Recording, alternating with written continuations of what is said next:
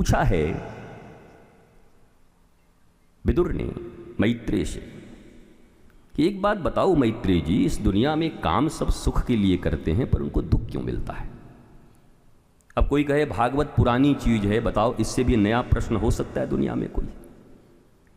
कल भी ये प्रश्न था, आज भी है, और जब तक मानवता रहेगी तब तक ये प्रश्न रहेगा। 5000 वर्ष पहले ये प्रश्न पूछा जा रहा है विदुर जी के द्वारा कि हे मैत्रेय, अब उम्र देखना, उस समय उनकी आयु 165 की है और मैत्रेय जी 35 साल के हैं।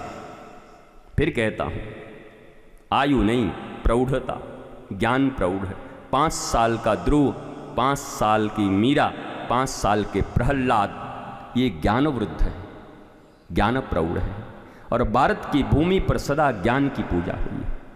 जिस उम्र में भी आपने ज्ञान का आधान कर लिया, आप पूजित हो गए लोगों के लिए। और जब प्रश्न पूछा, मैत्रेय जी ने कितना सुंदर जवाब दिया है। मैत्रेय जी ने कहा कि देखो, सबसे बड़ी बात क्या है, जगत के सत्य और ब्रह्म के सत्य में अंतर है। यद्यपि सत्य एक ही होता है, लेकिन महामन प्रभु ने कहा कि अगर ब्रह्म सत्य है तो झूठे जगत का निर्माण क्यों करेगा? सच्चा आदमी झूठा काम क्यों करेगा? लेकिन उन्होंने कोई झूठा काम नहीं किया। पर सृष्टि कैसी है ऐसे समझ लो ना, एक हीरो ने कोई मूवी बनाई है और अपना प्रीमियर शो खुद देखने आया है, तो पर्दे पर भी कौन है? वही है। और सीट पे बैठ के कौन देख रहा है? वही है। ऐसे ही यह जगत बनाने वाले परमात्मा, क्रिएटर भी वही है और दर्शक भी वही है, डायरेक्टर भी वही है, ईश्वर भी वही है। सब गुथा हुआ है, वो अलग नहीं है। भारतीय सनातन संस्कृति की गरिमा को जरा समझिए।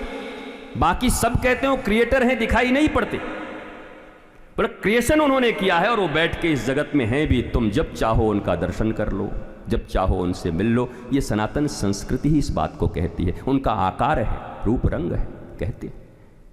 इसी को लेके बड़ी विवाद है ना, तो इस पर भी हमारे बच्चे अगर धीरे धीरे जागरूक नहीं होंगे, जानेंगे नहीं, तो कोई आएगा आके गणेश की मूर्ति तोड़ के कहेगा कि तुम्हारा गणेश खुद की रक्षा नहीं कर सकता तो तुम्हारी क्या करेगा। टीवी पे आते हैं लोग। तो हमारी सनातन संस्कृति के नौनिहाल बच्चे अगर इन बातों को समझेंगे नहीं, जानेंगे नहीं, वो क्या जवाब देंगे? वो तो उनके षड्यंत्रों में फंसते जाएंगे और ये संस्कृति विनष्ट होती जाएगी। विदुर जी ने जब प्रश्न पूछा है तो उन्होंने कहा कि देखो, दोनों ही सत्य हैं, पर दोनों में अंतर एक है। ईश्वर का सत्य कभी बदलता नहीं और जगत का सत्य सदा बदलते रहता है। It's always change. अभी एक रस नहीं है, हमेशा चेंज हो रहा है। और दुख किस बात का है? दुख किस बात का है? दुख नाम की वस्तु से इनकार कर दिया मैत्रेय ने। दुख परसेप्शन है मनुष्य का। कहते हैं किसी व्यक्ति के विषय में या वस्तु के विषय में जो परसेप्शन आपने बना के रखा है, और वो जब आपके सामने आ रहा है, पूर्व में कोई आम आपने खाया है कहीं पर किसी के यहाँ, और बड़ा मीठा आम था, 1 वर्ष के बाद फिर गए, इस बार आम खाए, तो अब आपका जो ये मेमोरी है, पुराना मेमोरी, वहाँ का आम तो अद्भुत आम होता है।